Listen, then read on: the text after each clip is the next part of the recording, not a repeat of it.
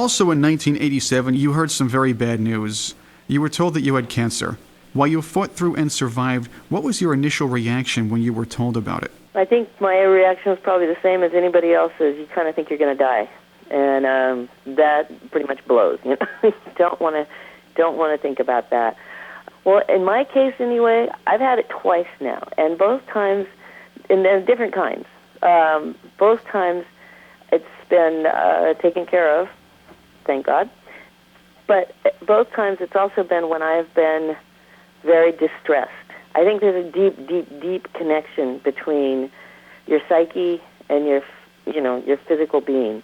I think the first time that I had cancer in the 80s there was a lot of stress, not from overwork. I don't believe that stress from overwork. I think if you like what you're doing and you're working a lot, that's not going to harm you in the least. In fact, I don't even think we should call that stress. I think stress is when you feel you're losing control and you're unable to do things for yourself. And that's very much how I felt, like my music was sort of leaving where I wanted it to be, and it was being sort of taken away from these really there were some very, very powerful men in my life that were not very pleasant.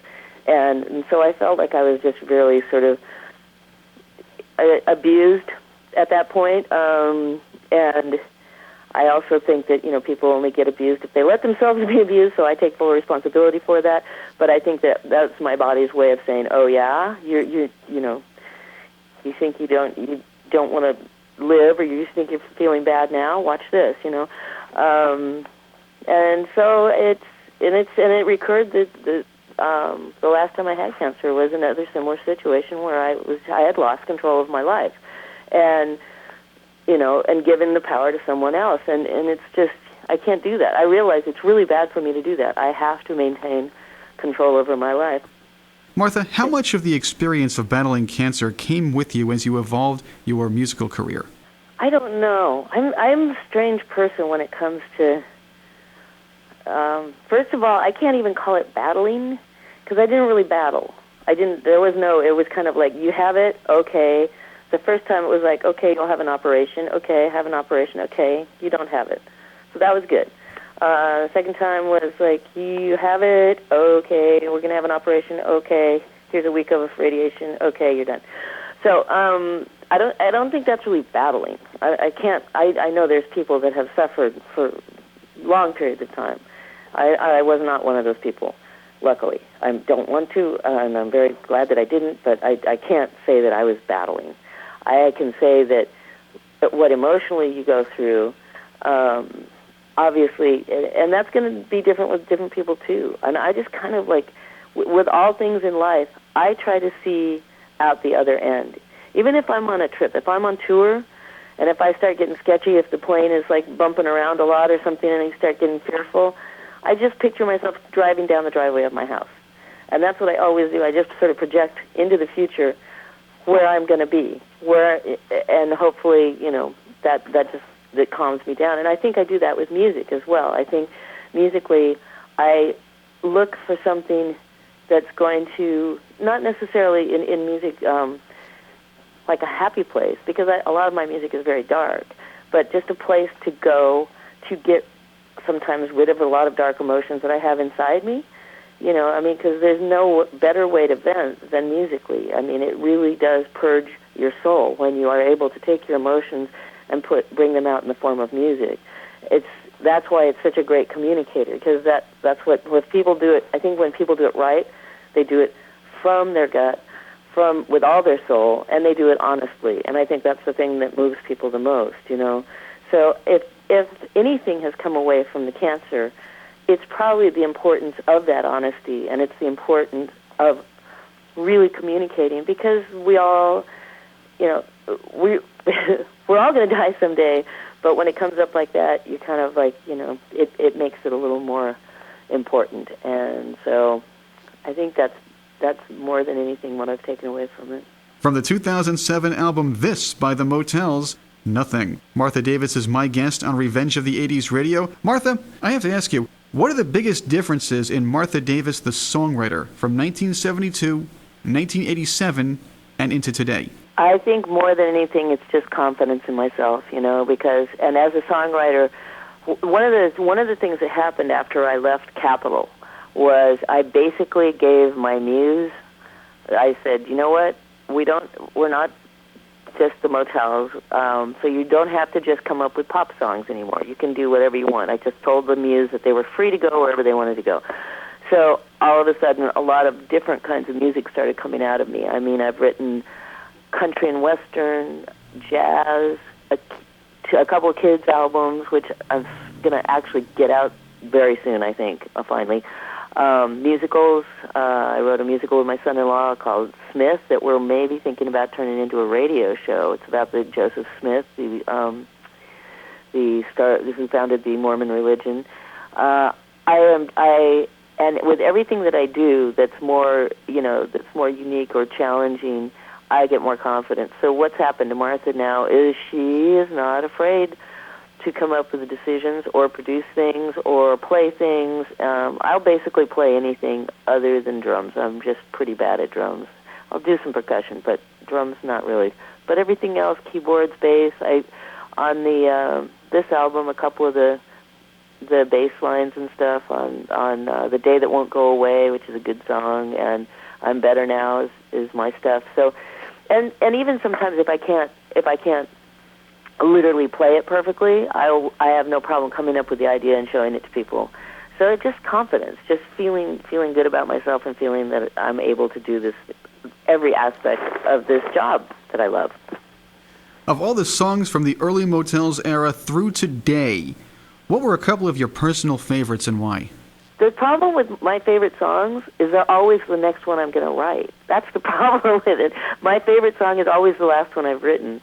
And I was just thinking what was the last thing I've written, and I was actually starting to write one this morning called I Slipped and Fell in Love, but it sounds like a jazz standard, but because my girlfriend just did that. She just slipped and fell in love, and I said, your songs are like your children, and it's like people that have more than one child know that they love their children, but not all the same way.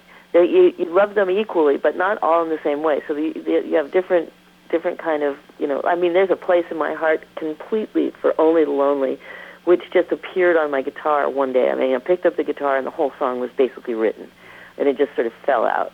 And when they happen like that, Suddenly Last Summer is another one that woke me up in the middle of the night, that little riff, da-da-da-da-da-da-da. So it's, those are really, always good. Celia from the first album, I was always, that has the F word in it before everyone was using the F word in songs. And it was actually a line that my first husband, told me, which is, I am not going to kill you, I'm just going to blank up your pretty face. I'm like, ah. So, I mean, they resonate for different reasons, as you can imagine. But it's, I don't know. I love them all equally, and I know some aren't even very good. I mean, and I still love them. They're like my children. Now, on Only the Lonely, I read somewhere that you actually apologized to Roy Orbison about the title. Yes. Knowing full well that you can't copyright a title. I knew that before I did it, but I'm like, he was at the studio at Record One, and oh man, he also was a great influence on me from when I was very young, because I used to love those songs, and his voice just, I got to actually see Roy Orbison at the Roxy in Los Angeles before he died, and that voice just, brought tears to my eyes. So beautiful, so wonderful. So yes, I went up to him and I said, I'm sorry, I know I sort of took your title. He goes, no, that's all right, Martha. I like your song a lot. So it was very sweet. Martha Davis is here with me on Revenge of the 80s Radio. Now let's talk about some of your new music, and you have several new CDs you put out in the last couple of years. I want to start out with one of them. I understand that Beautiful Life, a solo project, is strongly influenced by your own life. Yeah, it started out, the Beautiful Life album started out to be just another collection of songs with one track that was called Beautiful Life. And it actually, that album has been recorded and mixed and probably will come out someday. But then I got a new engineer in the house, and we started working on that album a little more. He sort of started remixing a couple of the tracks, and one thing led to another, and the album started developing more conceptually, and the Beautiful Life concept, which the original song was about giving yourself away to try to please other people, like doing things to make other people happy while turning the back on your own personal desires, which is what I think killed my mother, who wanted to be an author. She wanted to be the next Virginia Woolf. She was a brilliant literary major, but this was the 40s and 50s, and she was told by my dad that you have to settle down and be a wife, and you have to be a mother, and you have to this and that and the other thing. They first of all, they tried for 11 years to have a child and couldn't have one, and then they adopted my sister, and then 10 months later I was born.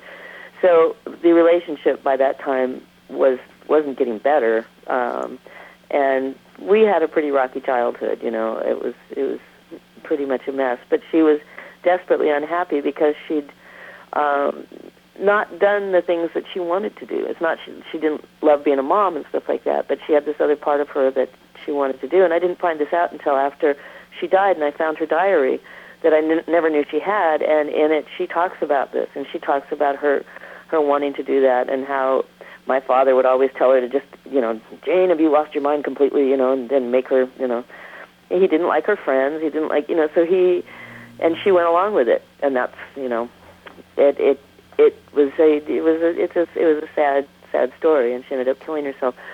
As I'm writing this thing, as it becomes more and more involved in her story, I realize too that I am in a relationship at the end stages of what was once a wonderful relationship, but my husband and I had grown far, far apart, and the dynamic of our relationship seemed to be mirroring that of my mother and father's. In other words, I'm sitting here writing this album about my mom and dad and realizing that I'm living that relationship, as we often do. We oftentimes turn into our parents. Why, I don't know, but so the album is a very dark album, and it was really hard making that album. It involved a lot of, just really dark, deep feelings. But several people who have known me for many, many years say this is the album we've always waited for from you. So I don't know. I have actually sort of pulled it from rotation because I'm working on a presentation of it that's a little bit more elaborate than just plopping it on the internet like we did originally. So, but that's the story of Beautiful Life. It's called Beautiful Life, A Slight Miscalculation. You're pulling it now to re-release it more as your magnum opus, I suppose, right? Well, it's very personal, and it does mean a lot to me. And I think just, at the time I did release it, I was so scatterbrained because of all the things that, I was going through then. It was just kind of like, yeah, whatever, okay, 3 for $25, or $10 a piece or 3 for $25. Probably should. I got so much grief from, especially my son-in-law. It's just like, God, how could you do that to this album? It's the best thing you've ever done. But, We'll make sure that people who are listening now know when it comes out, and you'll be able to find more about that by reading our website, revengeofthe80sradio.com. We'll try to keep you up to date. And, of course, Martha Davis, your website is themotels.com. Mm-hmm. So you can find out more about what's going on there.